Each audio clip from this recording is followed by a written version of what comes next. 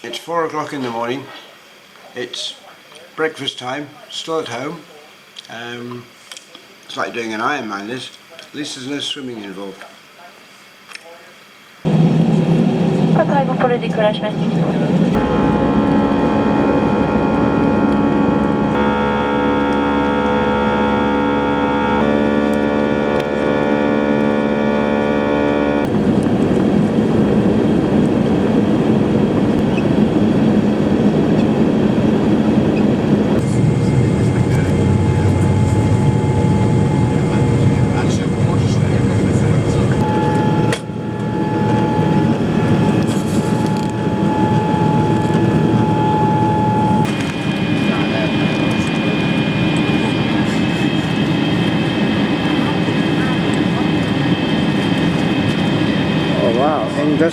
Industrial.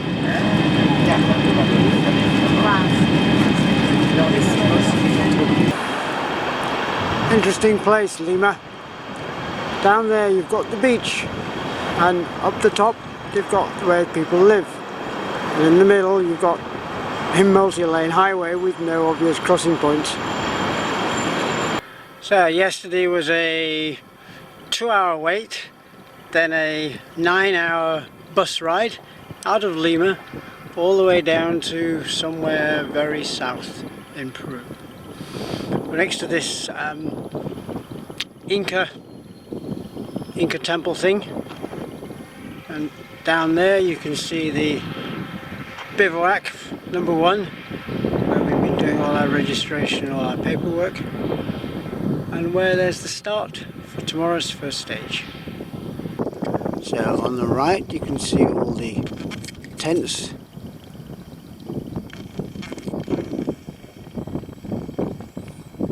So we live in the orange tents, the administration lives in the yellow tents, and we've got the food tent, the medical tent, a couple of other tents, and then the foreground the toilets. And army trucks are nicely lined up for us. Finished the technical checks about 10 o'clock this morning and spent the rest of the day just sitting, trying not to cook. Personally, don't like the little tents much. You can't sit in them, they get too hot, they get too dusty, and there's no space to get inside and sort your bags out. So all in all, a black mark for that.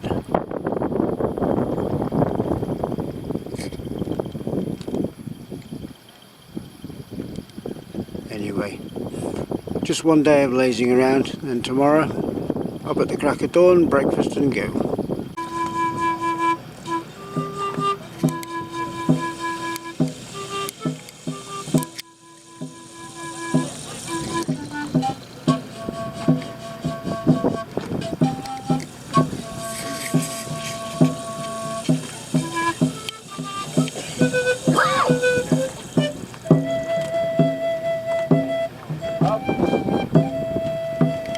Day 1, the start.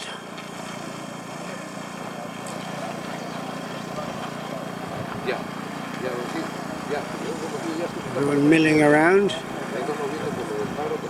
It's supposed to have started about 5 minutes ago, but there you go. Oh no, started in about 2 minutes.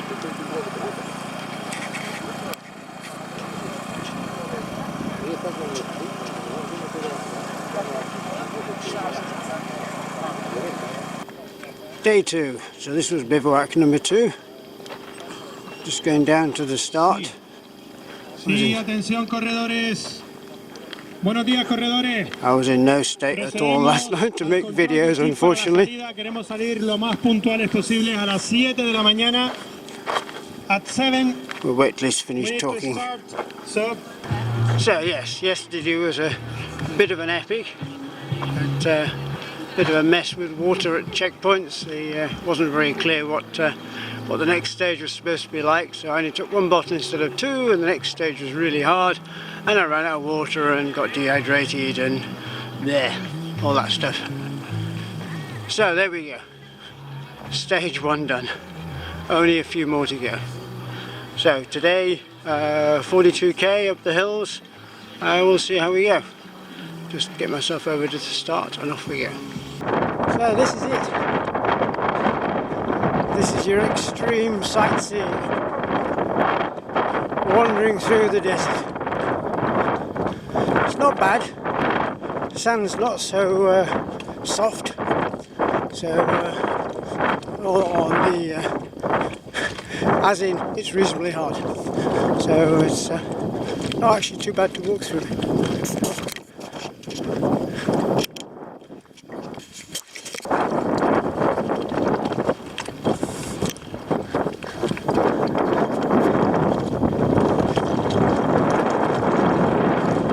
Promenade in the dunes. So today we're at stage 2, day 2, and we're at 18 kilometers in to a 40 kilometer day. And suddenly we got sandy, so it's definitely worthwhile doing some video and having a little chat with the world.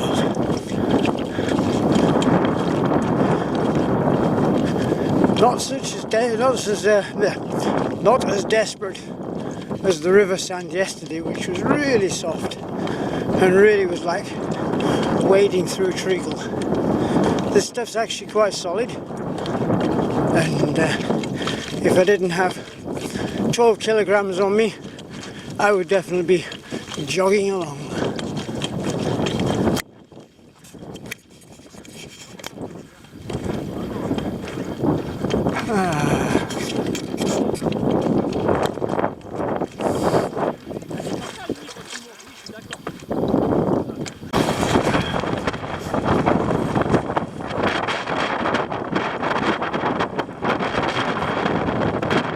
Finished my marathon, and now I'm trying to put up the tent in a force 10 gale. Get more rocks, I think. More rocks. Can't go wrong with more rocks.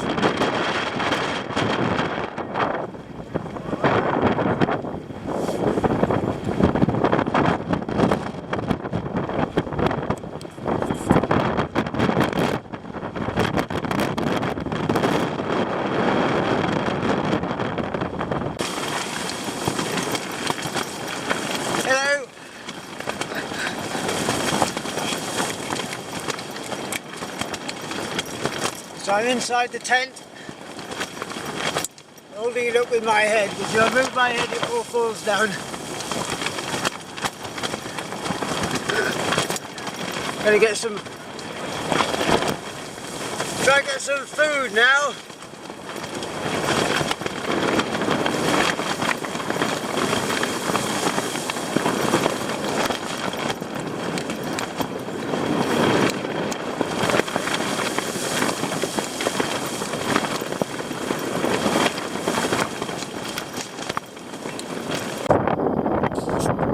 We're almost at the end of stage 3. You can see the bivouac over there.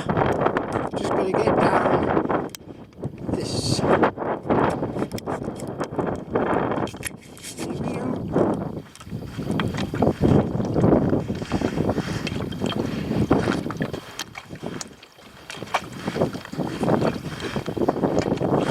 Ah!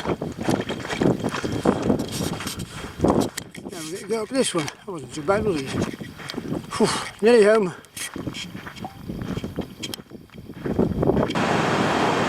Welcome to bivouac number 4. So that's where I came down about 4 o'clock this morning. Somewhere down here we've got the, there you can see the finishing arch and everything. Some of the admin tents. In the distance you can see the army lorries and the medical, and down the bottom there is the bivouac on the beach. Because if you go all the way around here, we have the noisy Pacific Ocean. I think we're going over that hill tomorrow.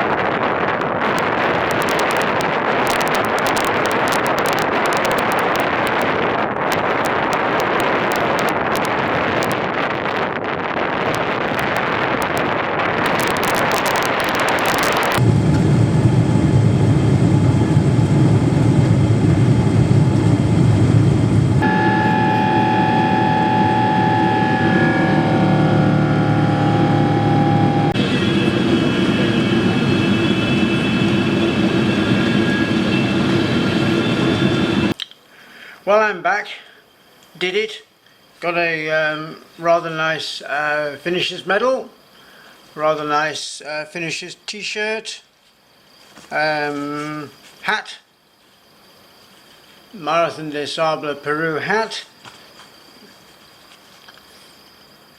and another hat. So all in all, quite successful. Did I have a good time? Yes, had a brilliant time, loved it. It was technically harder than Morocco. There was well over twice as much climbing for about the same distance. The sand was a lot more varied. Quite often in Morocco the sand was just difficult to get through, whereas in Peru some of the sand was actually, well, I guess most of the sand was actually quite hard and quite runnable. Less rocks in Morocco. Didn't like the little tents, much preferred the bigger tents, but there was so much wind in Morocco, really wouldn't have survived with those big tents. So you really had to have a small tent which you could just close down when it got windy. That sort of destroyed a bit of the atmosphere, so it meant you weren't quite as close with everybody like we were in Morocco, because the once it came to making food and generally going to bed, everybody disappeared into their tents and you didn't see them again until the next morning. But otherwise brilliant, lots of hiccups with the organisation, but it was their first time, so there you go. Brilliant having bivouac on the beach, seeing the birds and the waves and big sand dunes. So yes, brilliant, had a great time. There you go. Wonder what to do next.